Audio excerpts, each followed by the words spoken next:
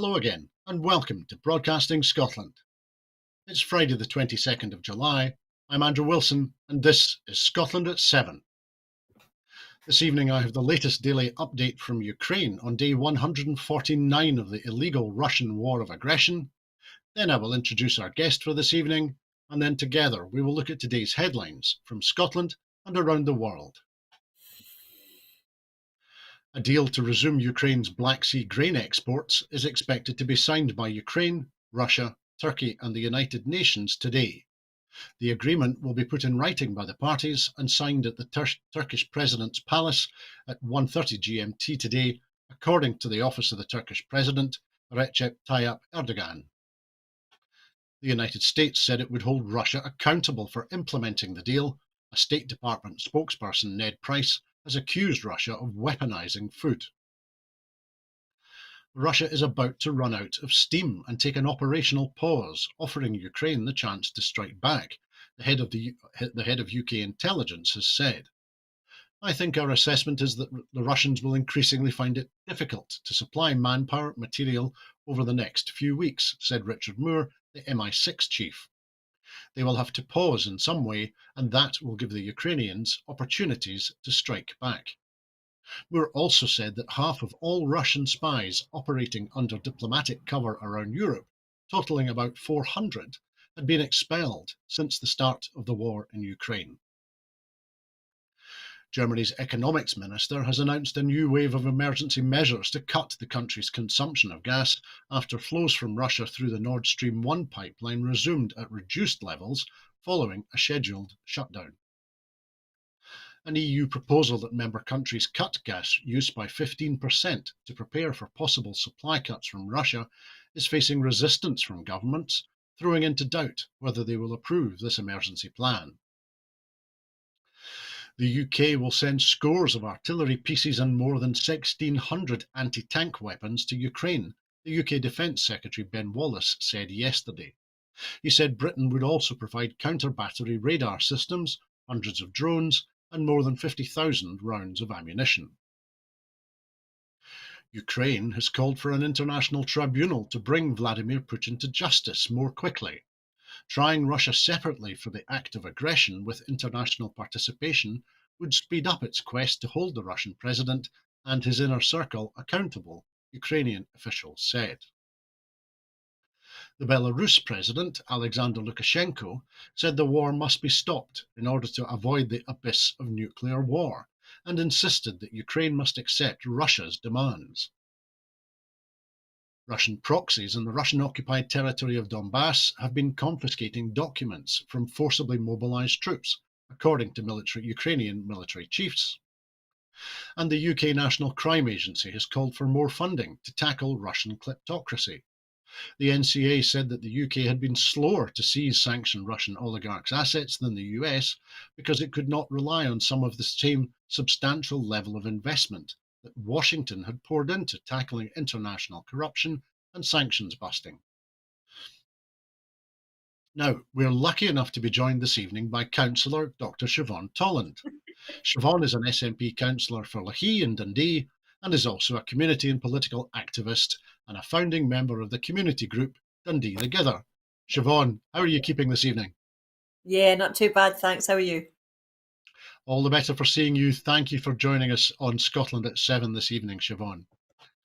Now, our first story this evening is that in response to a written question by Alistair Allen MSP for the Nanilan and Yar, the Lord Advocate Dorothy Bain QC has today published the written case in the matter of her reference under paragraph 34 of Schedule 6 to the Scotland Act 1998 in relation to whether the question for a referendum in Scottish independence contained in the proposed bill relates to a reserved matter.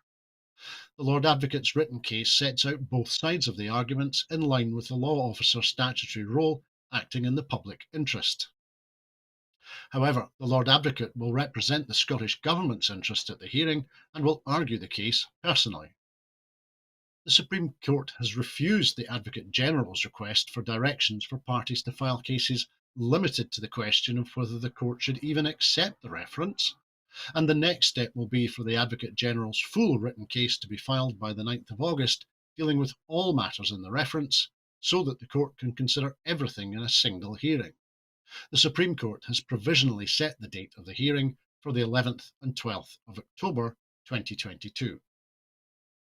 Now, before we get started on this, it's worth remembering that the Supreme Court was established to achieve a complete separation between the United Kingdom's senior judges and the House of Lords, emphasising the independence of the law lords and increasing the transparency between Parliament and the courts. The Supreme Court operates across all three separate jurisdictions in the British Isles, hearing some civil but not criminal appeals in Scottish cases, and as in this case, determining certain devolution and human rights issues. In deciding those cases, it applies the law of Scotland, and at the moment, both the President of the Supreme Court, Lord Robert Reid, and the Deputy President, Lord Patrick Hodge, are both Scottish lawyers. So, Siobhan, having got that off my chest, and thinking today of the publication of this first piece of documentation, what's your overall or your broad view of the approach which the Scottish Government is taking by seeking an opinion from the Supreme Court regarding the next independence referendum? Yeah, it's an interesting one, isn't it? And I think it's a shrewd move, I think. I think that we have to clarify that decision. And what I think is fascinating about it is let us, let us as a nation think about the legal implications of whether we have the right to self-determination or not. Because effectively, that is the principal question that's being asked, isn't it? Can Scotland, on its own, as a country, decide how we move forward in terms of our connection with the rest of the UK? So the legality of that kind of it'll be interesting either way. The kind of whatever way the court decides, it will have massively interesting ramifications. If the Scottish Government win the court case, then of course, if I'm understanding, I think that we completely gain control over all aspects of that referendum. We are in complete control of that. We can call a referendum the next week if we wanted to, and we'd probably be ready more than certainly the UK side. They're still in kind of, well, they're still scrambling for a new leader. If they don't, and this is where, Nicola Sturgeon mentioned things like the de facto referendum and so forth, if it's not within our gift, then that raises a whole host of other philosophical questions regarding what powers do Scotland have. And it kind of brings that almost near decade of issues to the core, isn't it? What do we have a say in? Because we never had a say in Brexit, we never had a say in X, Y. There's lots of things that we haven't had a say in, Brexit being the most obvious and severe example. But what can we get a say in? And that's what I think the court case brings to a head. And it's the legal side of it, but actually it's the social, the philosophical, the political and the cultural as well, because it actually literally what it does is that it allows a nation to ask itself, what power do we have? And this is what it establishes. So, I mean, it is. I think we were saying this the last time we were on. You were saying it's going to be a bit boring. I'm going, oh my God, this is so exciting. I mean, it'll be interesting to see what happens on the 11th when it opens or when the case starts and see how that goes.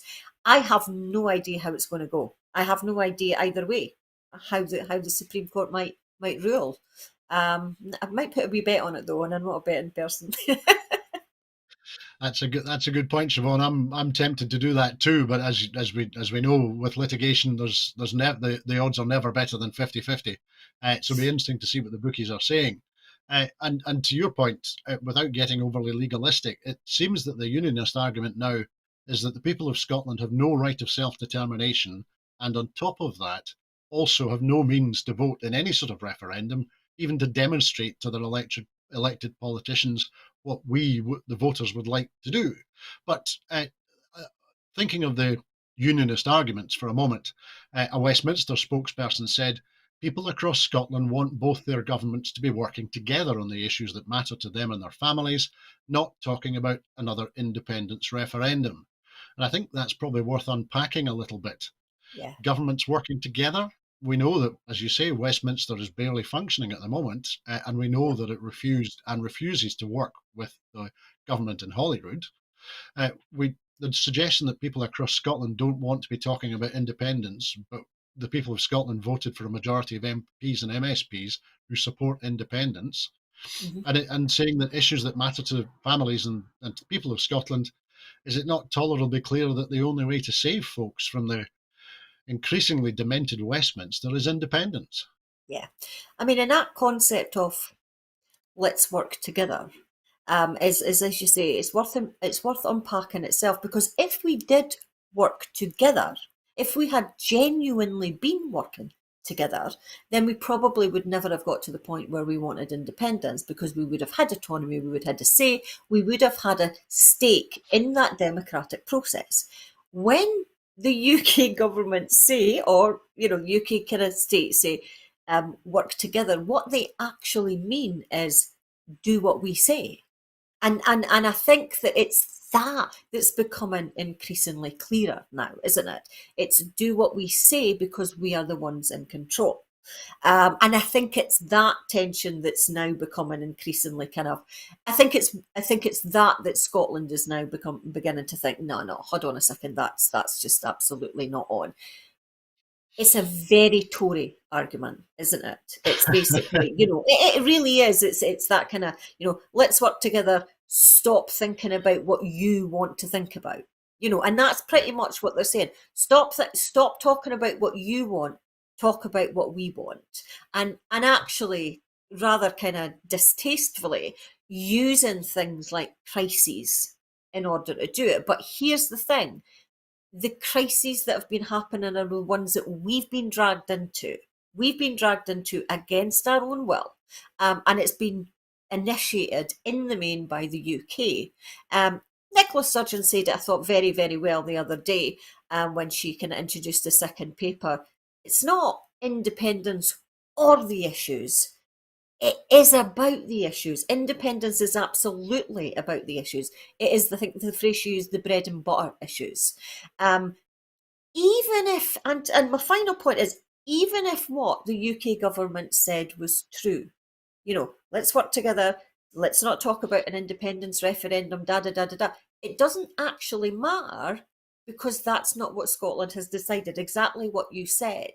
They don't. And it comes, and this is where the Supreme Court ruling becomes very, very fascinating, because what you're actually saying is who gets to decide what the important issues of a country is.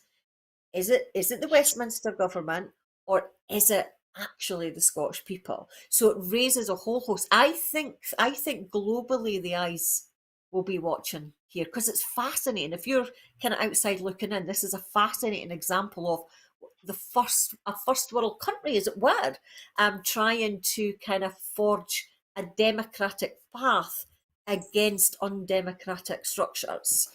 So it's an interesting one, and God, get the popcorn out. Beautifully put, Siobhan. Thank you. That was beautifully encapsulated. That was great.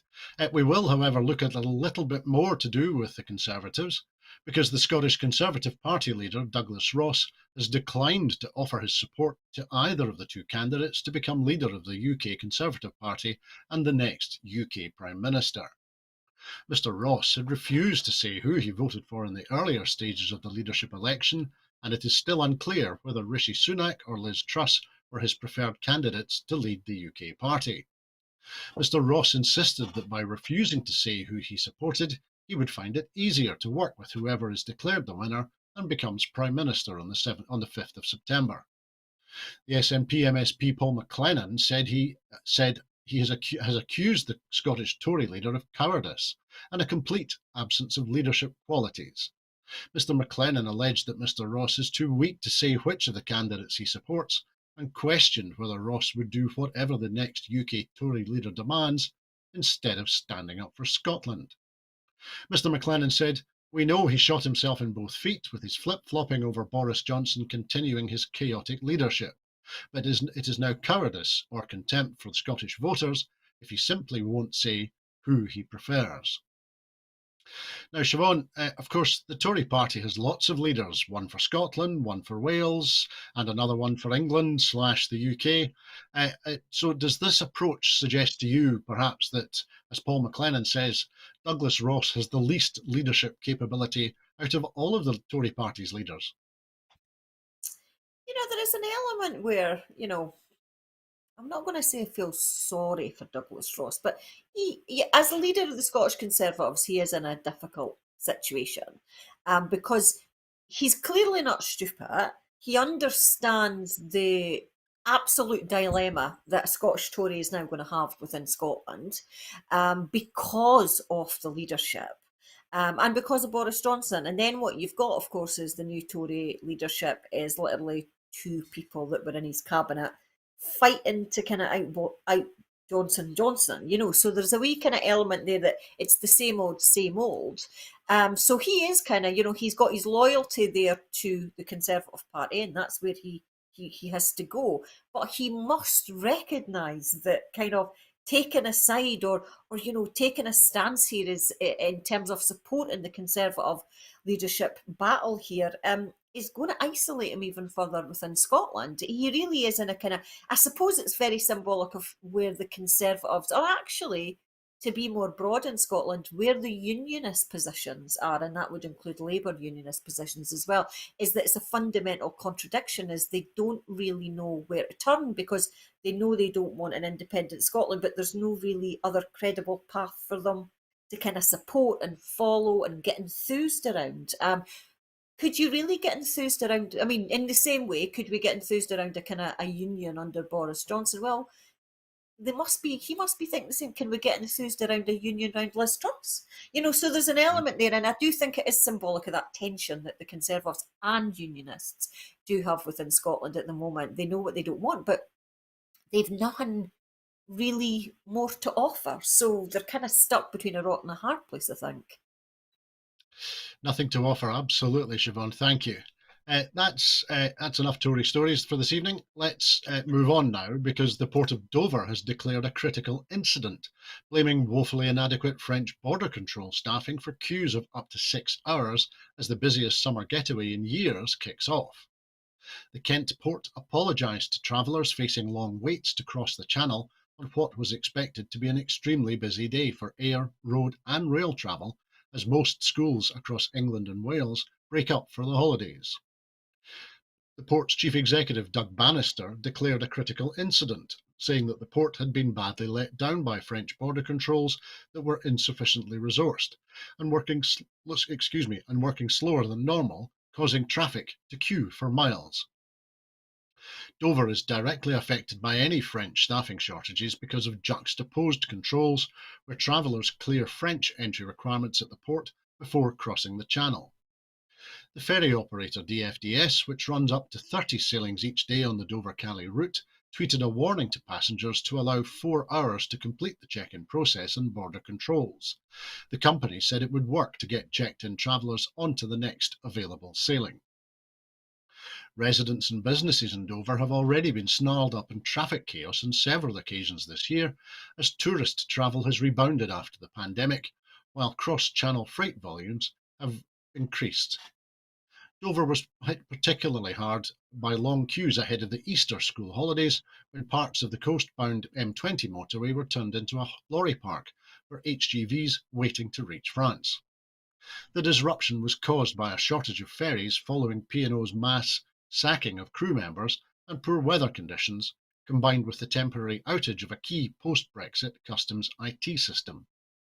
The port has previously said that the post-Brexit trading regime has prompted longer processing times at the border, including time-consuming passport and paperwork checks. So, Siobhan, I remember how surprised Dominic Raab was to discover that Dover is currently the main trading link with mainland Europe.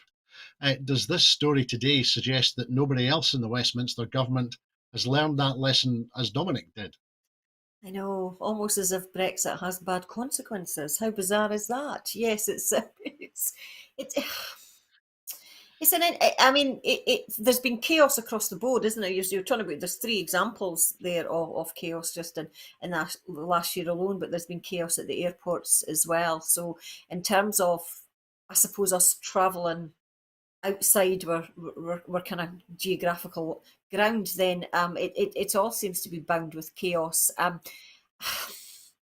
There's part in me that's sympathetic to the Dover delays, but I'm going to be honest, there's another part that's not so sympathetic, because ultimately it's mainly about people trying to get away on holiday. You know, that's where the delays seem to be happening at Dover at the moment. And I get that there's trade issues and stuff as well. But I do think that in terms of the wider scheme of things, that maybe it's not a massively kind of huge thing. You know, I kind of, there was part of me thinking when you were reading this out that, you know, I kind of in my local ward, I attended a kind of a meeting to set up a memorial for those that had died from drugs and alcohol and suicide. And, you know, those really kind of sad moments in life, and it makes you feel the vulnerability of life. And then I kind of think, I don't know, maybe I feel like I'm being a little bit hard, but I kind of feel it's like, well, you know, it's a holiday, you know, which is nice. And it's a shame that, you know, there's delays and stuff and frustrating, and, you know, you can see the kind of whole process of it. But in the scheme of things, and then it always becomes a kind of anti-Europe thing, and I think this is where I get really quite kind of annoyed. And, you know, maybe there was an issue with France, but you know what, if we didn't need passport control because of Brexit, then we wouldn't need the problems in the first place. So, you know, there is that kind of element there that I think that it it's it's a very post Brexit psychology, in that it's kind of feeling like it's making a big fuss and blaming other people because of it. Yeah. And that's what it feels a wee bit to me. And I'm not trying to denigrate the, you know, the long horrific waits and that kind of weather. It just feels that, you know, you were talking about the delays we, you know, the ferries like earlier in the year, because they literally sacked people and brought in cheaper labour. I don't seem to remember that level of fuss from the UK government at that time. You know what I mean? You know, I don't seem to remember that the fuss come from other people because it was about rights and so forth. But it feels like it's a bit of a kind of, let's use this as a yet another anti-European example, or anti-EU example to me. Another confected grievance from the UK government, you might say, Siobhan. Exactly. Yeah. But let's have a look at another Brexit bonus, because increasing interest rates in Europe could push up the UK's Brexit divorce bill by at least £5 billion, the government's treasury has said. This new estimate comes as the European Central Bank increased its interest rates for the first time in 11 years by 0.5 percentage points. That's ahead of the 0.25 percentage points that was predicted by economists. Simon Clarke, the current Chief Secretary to the Treasury, made clear in a written statement that rising interest rates affecting EU pension obligations were the driving force behind the new divorce bill estimates. Originally, the government estimated the bill covering spending commitments would be between 35 and 39 billion pounds. No finite settlement was agreed, as the bill takes account of performance of loans. The Treasury's latest estimate put the figure at 42.5 billion pounds, up from 37.3 billion pounds a year ago. The European Commission had calculated the divorce bill higher than the UK had, at 41 billion pounds, at the time of the three-party withdrawal agreement, which also included pacts on Northern Ireland and EU citizens' rights. The shadow of a withdrawal agreement continues to be cast on EU-UK relations, with the Prime Ministerial hopeful Liz Truss threatening to tear up the Brexit trade arrangements for Northern Ireland. In turn, the EU has delayed ratification of the UK's associate membership of the flagship £80 billion Horizon Europe Science Research Programme, causing the loss of funding for some academic projects that were already greenlit by the European Research Council. On Thursday, 24 groups, including the Royal Society, the Russell Group of Universities, and Cancer Research UK, called on the two Tory candidates battling to become the Prime Minister, Liz Truss and Rishi Sunak, to commit to keeping the UK's leading place in research, development, and innovation. In a letter to both candidates, they urged them to make membership of Horizon Europe a priority and to commit to spending 3% of GDP on research and development. And this evening, the SNP has pointed out that the more likely £7.5 billion increase in the Brexit bill, if you pro rata that, that's the equivalent of £611 million for Scotland. Now, that's an amount that could pay for training 11,000 nurses, 800 hospital consultants, over 1,200 GPs, It could train 9,500 police officers, 18,000 teachers. It could build 75 average-sized single-stream primary schools, could build 15 average-sized secondary schools, or it could build 30 20-bed community hospitals. So, Siobhan, there's two things here. Firstly, this new estimate comes as the European Central Bank increased its interest rates for the first time in 11 years. Mm. Shouldn't this be sounding alarm bells if interest rates are going up now for the first time in over a decade? Yeah, yeah. It feels like it feels like a crisis upon us again, and I think we probably should have expected this in a kind of, we've just been through COVID pandemic where the economy literally shut down. I mean, it's not like there's no consequences to that. It had to happen. That's just, it was just the way in which, nature kind of takes over sometimes. But yeah, I think we're beginning to deal with the consequences. It's how we deal with those consequences now that's most important. What I find extraordinarily depressing about the Conservative Party leadership battle is that the issues they discuss seem so irrelevant to the global problems that we're having. It's that kind of very uber individualistic, do we cut taxes, that seems to be kind of dominating the discussion, and that kind of level of no collective thinking. But there's huge issues at stake now.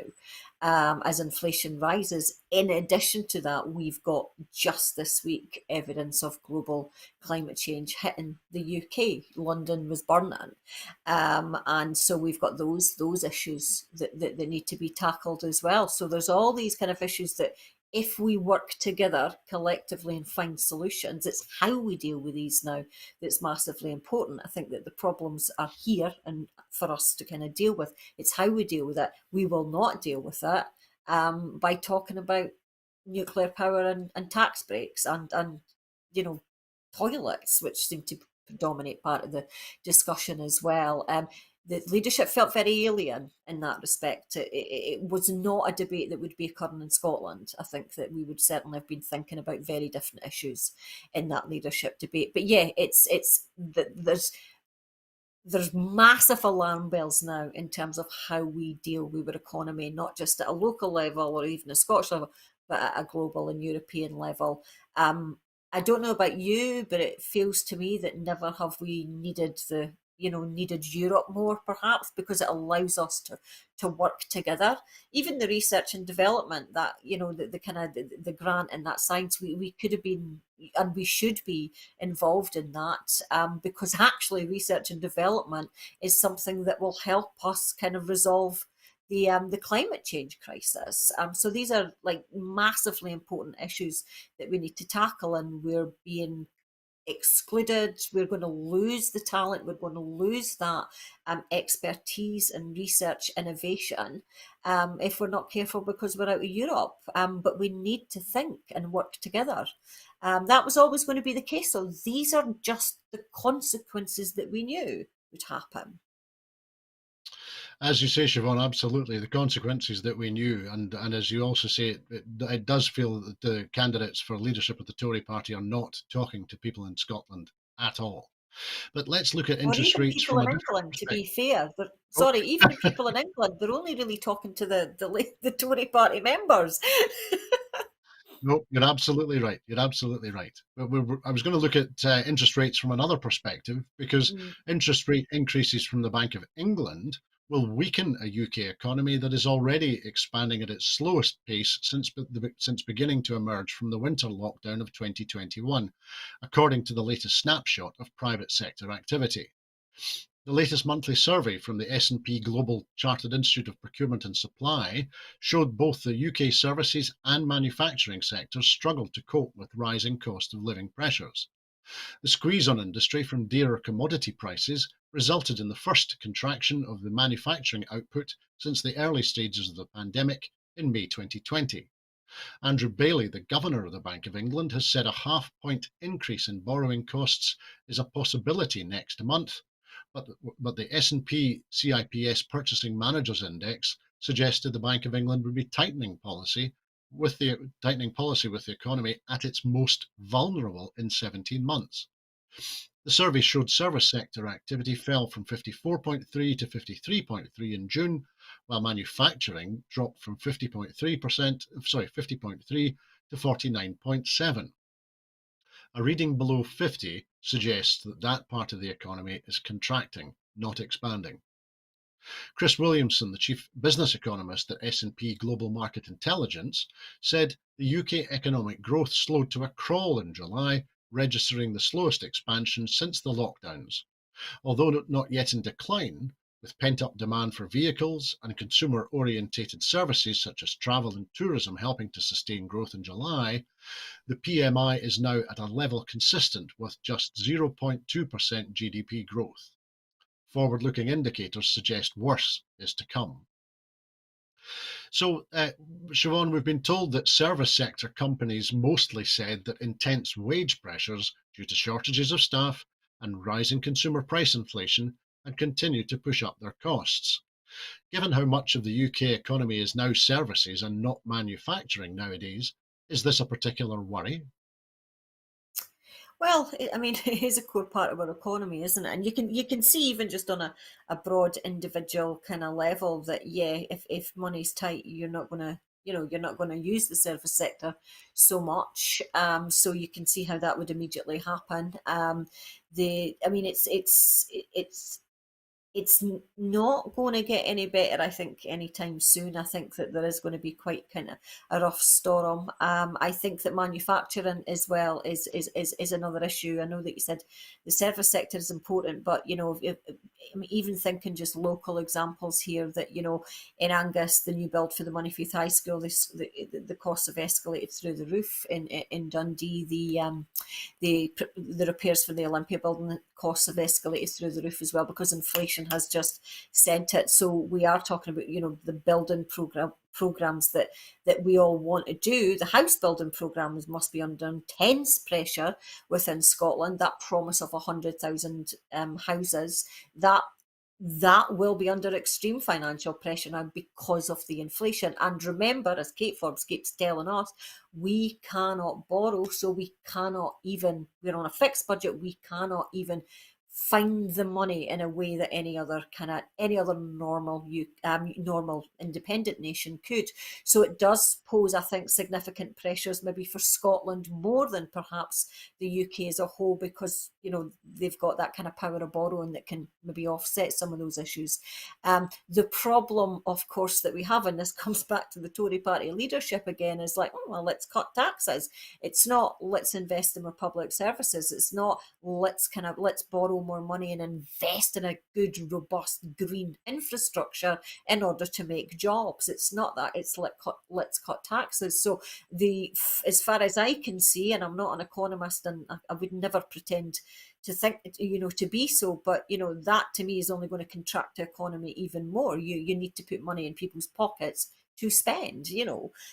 So it's time and time again. The Conservatives have this reputation for being economically savvy and robust. The economy is safe in our hands, but they work on an economic structure that's so outdated, that trickle down theory, so outdated and so harmful, actually, that the crisis that we've got is going to be made 100 times worse, with the kind of dawn of a new conservatism that's occurring within the UK. Outdated and harmful, absolutely, Siobhan. Couldn't have put it better myself. Let's return to another Brexit bonus, though, for our next story, because We should call it that. the EU has expressed its anger over the backing given by the UK government for legislation overriding post-Brexit arrangements for Northern Ireland by launching a further 4 legal cases against the UK government. The claims concern past failures to implement the 2019 deal agreed by Boris Johnson with the EU, and has been spurred to act by the passage through Parliament of a bill that would rip up the current arrangements. On Wednesday, the Northern Ireland Protocol Bill cleared the House of Commons at its third reading, the final stage in the Commons, by 267 votes to 195, and will arrive at the House of Lords in the autumn. The four new legal cases, which cite a failure to enforce EU customs and VAT and excise rules, come on top of three other cases already in motion that are heading to judgments by the European Court of Justice. The EU court has the power to impose multi-million euro daily fines on the UK, and its judgments could be the first step towards the bloc taking punitive action through mechanisms within the Brexit deal. Maroš Šefčovič, the EU's Brexit Commissioner, has not ruled out tariffs being imposed on British goods sold into the EU, describing the terms of the Northern Ireland Protocol Bill as illegal. In a statement on Friday, the EU Commission said it was taking the legal action partly in light of the continued passage of the Northern Ireland Protocol Bill through the UK Parliament, which was said to go directly against a spirit of seeking joint solutions to current issues. So, Siobhan, without being too positive, said he ironically, is this just the first or the latest step escalating along a path which is going to lead to a trade war between the UK and the EU? You know, I think the EU's been pretty patient. I'm going to be honest. From the moment this, Brexit happened or the Brexit vote happened, the intransigence of the UK government has been absolutely astounding. This is arrogance in the absolute extreme. It's basically, yes, we will do agreement, but if we didn't like it, we're just going to break it anyway. They're breaking international law. The consequences of that are absolutely severe, and it's extraordinarily Trumpian in the sense that they just have no concept of how they're being viewed by the rest of the world. This is massive consequences in terms of a global reputation of the UK. Who could trust the UK after this? What kind of deal would any country want to make with the UK when they basically just go, but yeah, if we don't like it, we're just gonna break that international law and do what we want anyway. And that's not even getting to the fact that this has massive ramifications for Northern Ireland itself, stirring up the old winds, talking about borders again. And again, another consequence that we knew, but that was brushed under the carpet and utterly dismissed. And that's that kind of, they've sacrificed Northern Ireland they've sacrificed a lot for Brexit, but they've sacrificed Northern Ireland, I think, particularly so. And I kind of feel for kind of it's opened up these kind of sides again that we thought were kind of maybe smoothed over and had created peace within that process. Northern Ireland worked hard at peace. And it does feel like because Brexit's come along and stuck its steel toe cap boots all over it again. But the notion that we can do an international agreement with the European Union and then just go, oh, do you know what? We didn't like it, so we're not going. And to expect there to be no consequences. It is the actions of a 2-year-old. And it's literally the stomping of the feet and saying, but we didn't like it. So we're not going to do it, basically.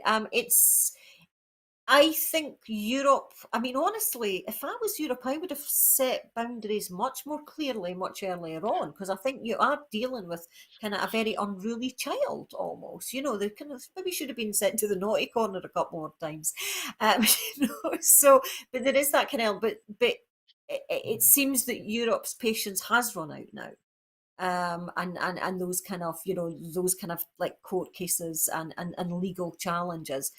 We'll see what happens there. The question that you've probably got to ask though is, will the UK government listen? Does what, because if they're already ignoring international law as it is, then what difference would a legal challenge actually make?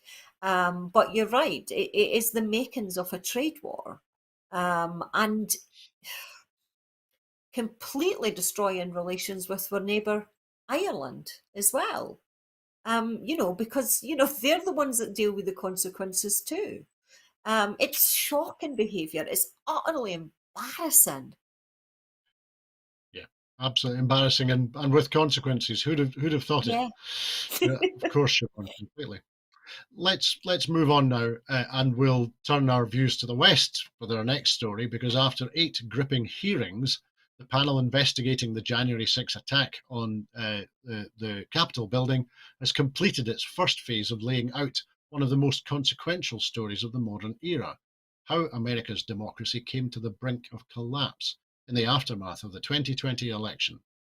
In a story that at times seemed remarkably complex, involving the Vice President, Justice Department, advisors inside and outside government, state and federal elected officials, election workers, fringe legal theories, and violent extremist groups. But at its core, it was a very simple story: a president who was determined to stay in power and use whatever power he could to do so.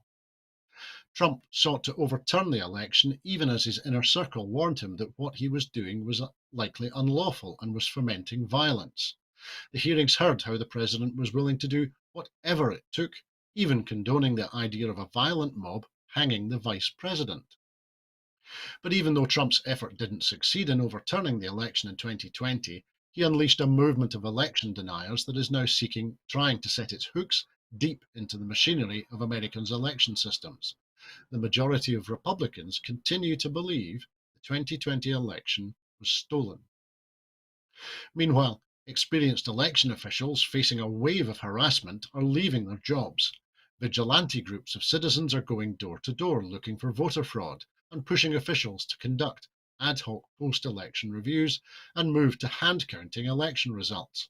Most alarmingly, some local election boards have already refused to certify primary races this year. Congress is starting to take steps to shore up the cracks that January the 6th exposed. On Wednesday, a bipartisan group of senators introduced a bill that would clarify ambiguities in the 19th century law that would make it harder for Trump or any future presidential candidate to overturn a validly held and declared election. So, Siobhan, at its core, it was a simple story: a president determined to stay in power by whatever means he could. Do you think, having lost power, do you think that Donald Trump is going to try to take power once more? You know, my friend was in Nashville just last week. He was Dollywood, but he said that there was posters all over for Trump 24. So there's clearly a shift, certainly in the south. There's clearly a want there in certain areas that's going to be the case. There is that element that he stirred up, as you said, he stirred up, a group of a mob, I suppose, fueled on conspiracy theory. And as we saw on January 6th, and as has been almost vindicated through the January 6th investigation, literally stirred them up and wound them up and sent them forth. So anything is possible with him. The concern is, and you saw, I mean, you can see how it all played out with Donald Trump. From the minute he got and he started sowing those seeds of conspiracy in terms of fraudulent election. And he talked a lot about that, and then he fueled that conspiracy. When you are so embroiled in conspiracy, it's extraordinarily powerful. Extraordinarily powerful. You just need to look at the guy that tried to free the so-called prisoners in Pizzagate restaurant. Even though it was pure conspiracy, this is what he tried to do. That's how powerful that became. And what Donald Trump did, and what his acolytes did as well, is they fueled that conspiracy over a course of many years. And then basically set them alight and set them forth to the Capitol. And as you said, and as the kind of investigation have kind of said as well, that he literally, it wasn't just that he sat there and did nothing. He wound them up. He wound them up and sent them on, and then he sat back and said, "My work here is done." What will be interesting is how, if he does make a comeback, is how far that will go. I think that, for all you might think of your faults of Biden and so forth, there was a breath of fresh air, I think, or actually a breath of relief, a sigh of relief, I think, when he came to power, that perhaps a stability, a normalcy, and a rationality might come back to the US, and even the COVID pandemic, and how he immediately set about to kind of try and resolve those. Another conspiracy theory that was massively detrimental and deadly to the US population at that point in time. So it's hard to say. Well, yeah, do you know what? I have no doubt he's going to try. I think he is that arrogant, and I think he is bolstered by a very, very strong and actually quite powerful cohort um, of people that would back him because it suits their interest to do so. Yeah. Self-interest indeed. Thanks, Siobhan. Now then, we'll return to Europe for our next item, because Ukraine and Russia have signed a UN-backed deal to allow the export of millions of tons of grain from blockaded Black Sea ports, potentially averting the threat of a catastrophic global food crisis. A signing ceremony at the presidential palace in Istanbul was attended by the UN Secretary General Antonio Guterres and Recep Tayyip Erdogan, Turkey's president, who had played a key role during months of tense negotiations. After the signing, Mr. Guterres said that the deal would open up grain exports from Ukraine, and the UN would work to ensure its success. It is hoped that the agreement will secure the passage of grain and essential goods such as sunflower oil from 3 Ukrainian ports, including Odessa, even as the war continues to rage elsewhere in the country. The UN had warned that the war risked mass malnutrition, hunger, and famine. The deal is also aimed at ensuring the safe passage of Russian made fertilizer products, essential for ensuring future high yields on crops, amid efforts to ease a global food crisis precipitated by Russia's invasion of Ukraine. UN officials said they hoped preliminary shipments could begin as soon as Saturday, with the hope of reaching pre war levels of export from the 3 Ukrainian ports, a rate of 5 million metric tons of grain a month, within weeks. Now, Siobhan, in Kyiv, there is deep skepticism about Russia's intentions, but Mikhailo Podolyak, who's an advisor to Vladimir Zelensky, has said that Ukraine is trusting in the UN and in Turkey to police this agreement. Do you think is that trust reasonable in the circumstances? Are the UN and Turkey going to be able to police President Putin? I don't know. And I think that Russia, like I suppose Trumpian America, the issue that we have is we really don't know what they're going to do. It's because it's we're all on uncharted territory, and that level of just firing off in every direction is there in Putin, as well as I think it was in Donald Trump. The optimist in me hopes so, and it's nice to see Ukraine having that optimism and trust, I suppose, that that Russia will, even if under force, do the right thing. But it's hard to say. The consequences of it are high. I mean, the consequences of the war on Ukraine is enormous. But I think it shows us how precarious things are. That sorry, I said war, but it's not a war; it's an invasion. But we've got one country who's invaded, and we sat back and we kind of let that happen. And we can argue the reasons for that back and forth, I suppose. But we did sit back and let that happen. But now it's having massive global consequences on oil and potentially food as well, putting aside the impact on the Ukrainian people.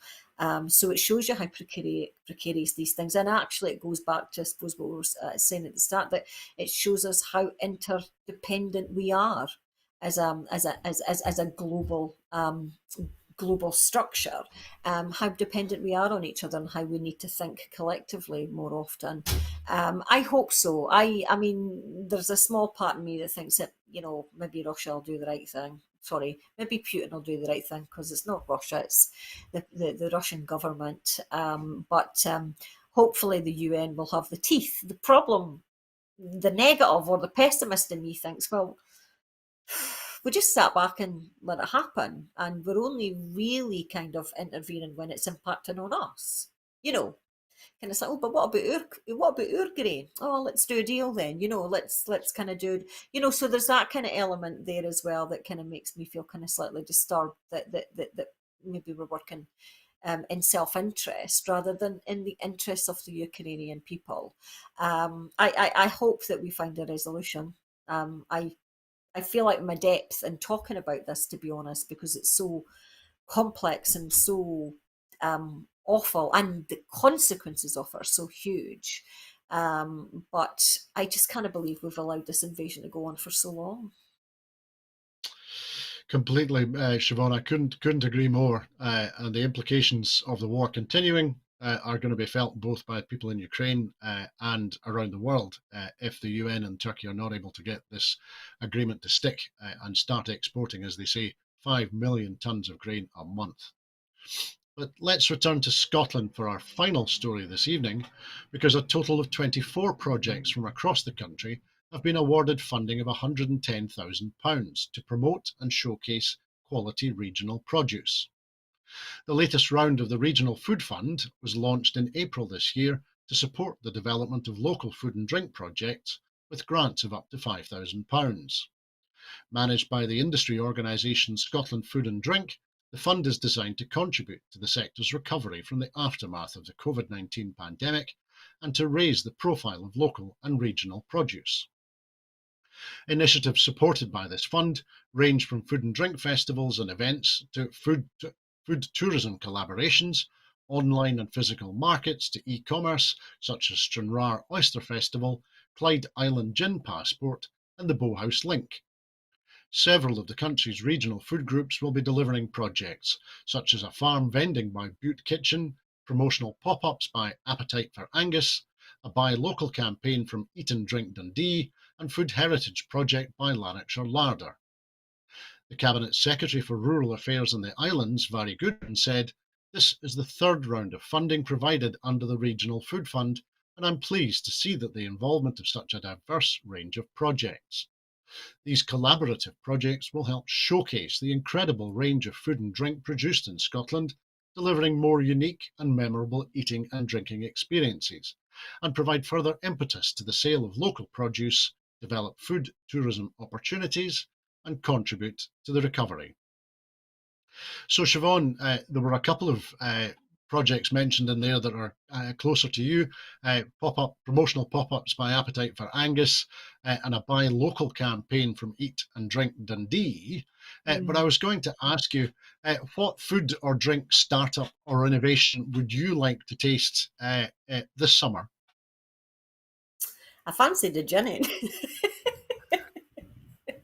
That caught my eye, but yes, I mean, it's kind of a weird thing, right? Because when we were growing up, and it's almost like we're coming full circle there, but when we were growing up, there was berries just at the field along the road, and my granny used to go walking, and she used to bring back fruits from just growing wild, and then she'd make jam or pies and stuff with them, and so that kind of, and we had this huge kind of veggie patch as well. We kind of loads of stuff in it, and that kind of sense of local was extraordinarily local for us because it was in the garden, it was just along the road or just kind of up the road at Camperdown and so forth, and it was all free as well. So you kind of had that element to it as well, but Scotland's got this reputation for bad food. It's got that it's deep fried Mars bars and heart attacks and stuff like that.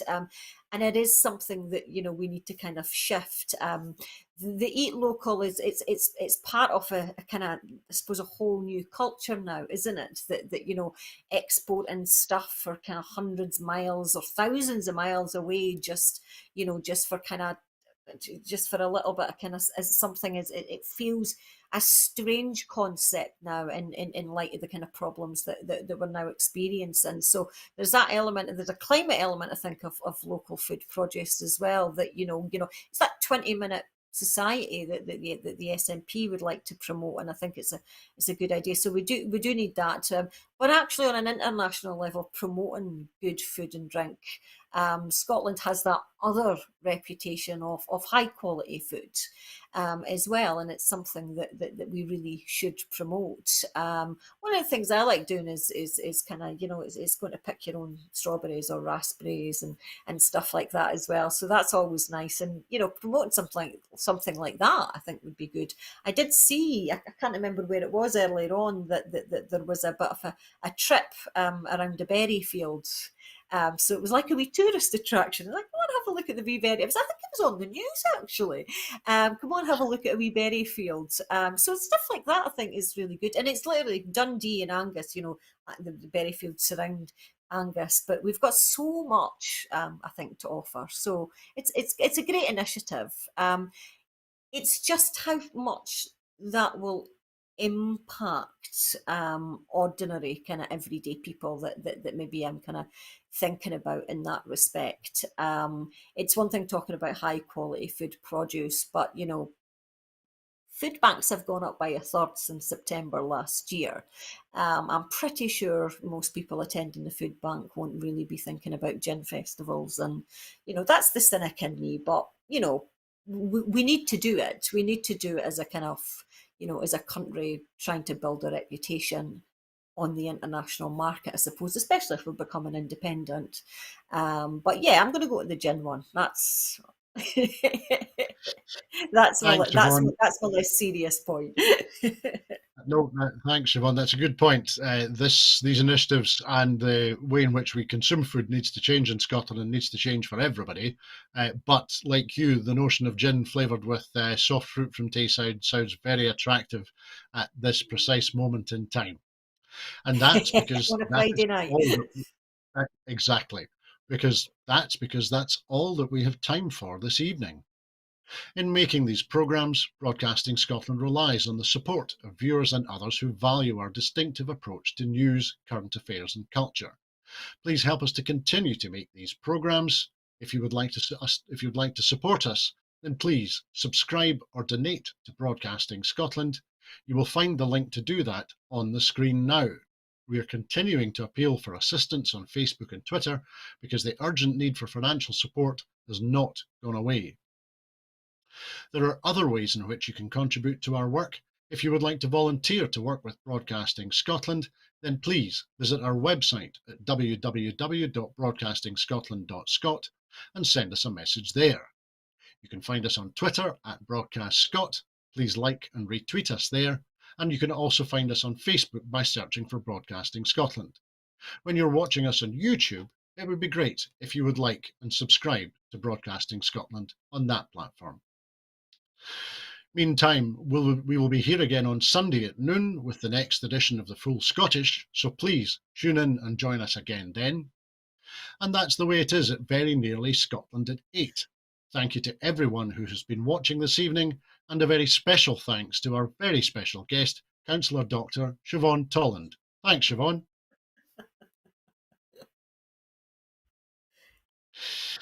On this day in 1650, Oliver Cromwell invaded Scotland and proceeded to the eastern edge of the city. Later that year, he would remove a vast number of charters and records written during the reigns of Robert the Bruce and David II, as well as parliamentary papers from the 15th and 16th centuries.